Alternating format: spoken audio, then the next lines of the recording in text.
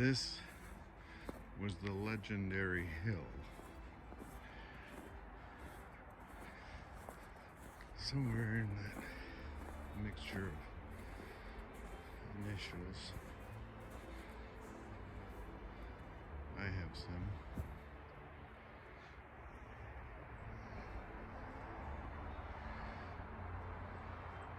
At first,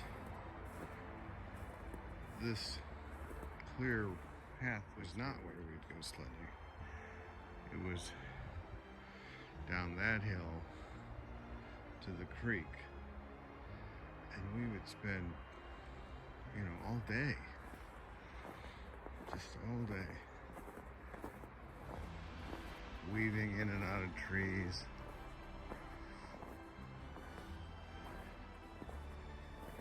Then we eventually cleared this ridge road that I'm walking on that went along the ridge at the top of the hill, two ways, one back to the barn and one to the house, although the house was not there at the time. And we would drive the car on this road to keep it good.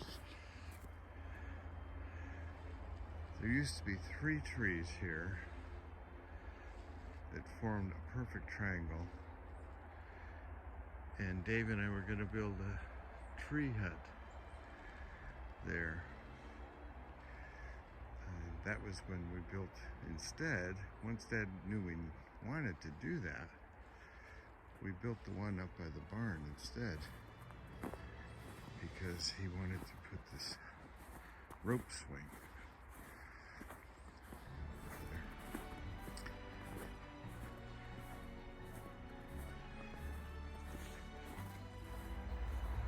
This is a reverse angle of the hill. You see there's really not a whole lot of hill to it, but the jump at the bottom of the hill down to the creek, that was pretty dramatic. And now this is for those who know my writing. You'll notice on the other side between us and 23 Mile Road is an open meadow, and that has always been, for as long as we've owned the property, an open meadow. So see if you recognize this line. There's the creek at the bottom of the screen.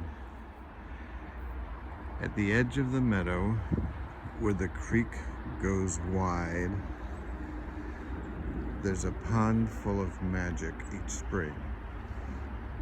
That part over there is the pond where we used to catch tadpoles. And then in Finding Cozy, I changed that line to at the edge of the meadow where the creek goes wide and the cottage rows begin. Set the little blue house with the white picket fence where Cozy Rabbit lived. This is that geographic spot at the edge of the meadow where the creek goes wide. I could use those lines to begin many stories.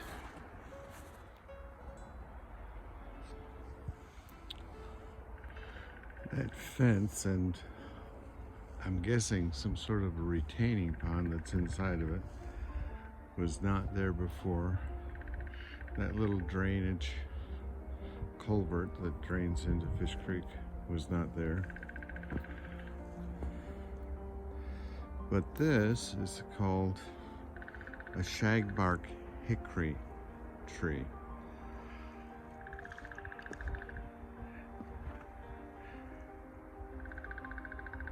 You hear that woodpecker in the distance? Well, these two shagbark hickory are where we had flying squirrels. First flying squirrels that I ever saw. they'd come from who knows where and land in what was a hollow section of those trees. This is a very extreme S curve in the creek, which I thought I'd be walking on, but there are too many trees blocking the way. This bend right here, and all the cement, broken concrete that has kept that bend from doing what's happening over there, eroding away. Every one of those concrete blocks was put there by my dad sometime in the 1970s. And if he hadn't done that, his concern was that the creek would overflow and wear away this land, which it used to do each spring. And where that clump of trees crosses the creek, not the first one, but the second one, is where the bridge used to go to the 6 acres on the other side that we also owned, that Mom sold sometime just after the turn of the century. With a little imagination, you can see a rise here and the bridge that spanned the creek crossed over, and there's a rise of what used to be a road that went and did a complete loop around the backside. You could also drive a car back there, although the branches used to scrape on the sides of the car a little bit. And this time of year, we would eventually shovel the creek and literally ice skate to where Fish Creek goes into the Salt River, and then ice skate the Salt River all the way out to Lake St. Clair. And we did that often, sometimes at night. It was wonderful. This path up to the barn is still quite clear.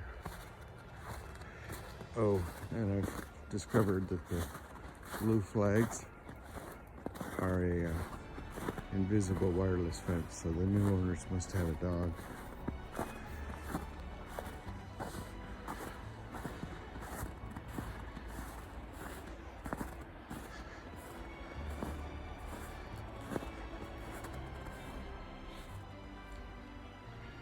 Door, lock, pretty much the way it was. Same sign, same horseshoe that I put.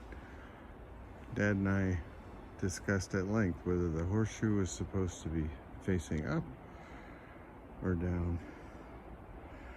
That was 50 years ago, and we decided up.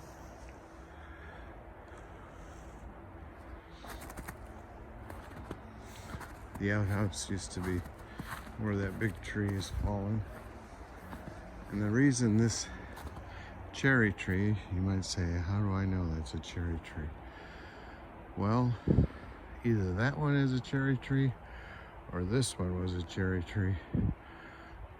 But it's not the kind of cherry tree that you think.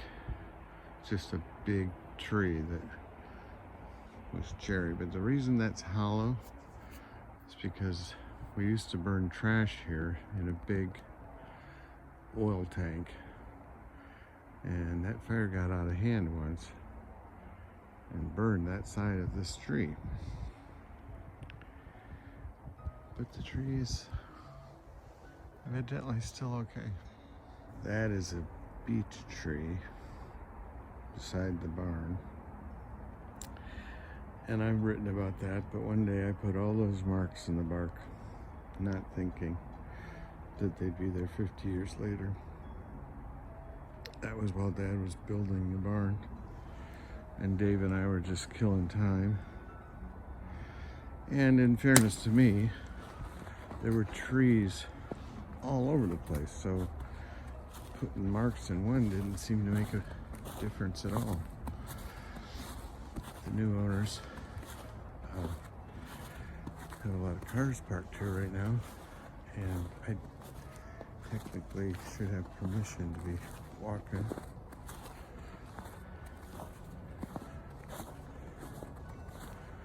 But for now, I'll just hope they come out and I can introduce myself.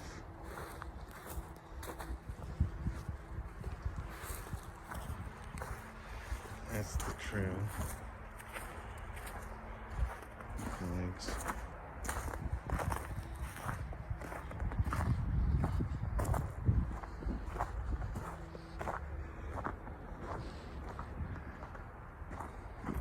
I recently referred to the crunch of snow under your boots.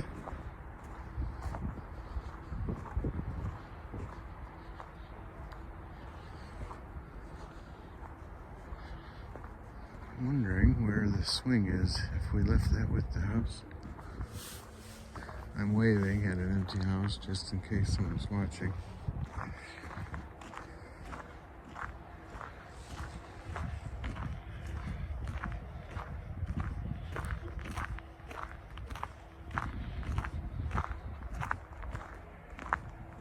Well,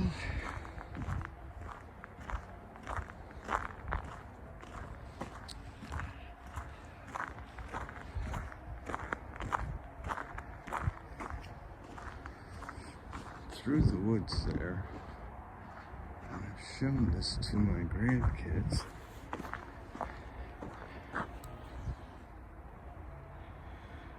Is a beech tree.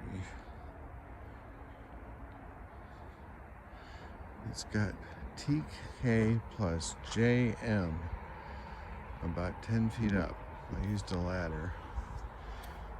There's a lot of initials that go back 100 years in that tree.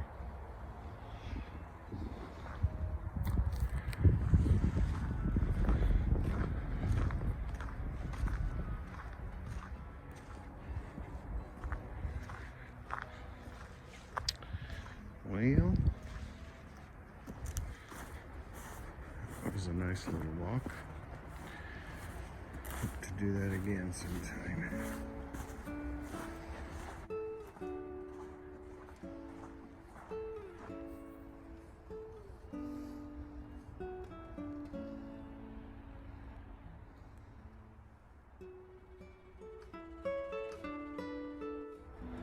There's a house on a hill in a wood somewhere, in the woods where no one sees, save those who pass with a lasting stare, and its glimmer of light through the trees.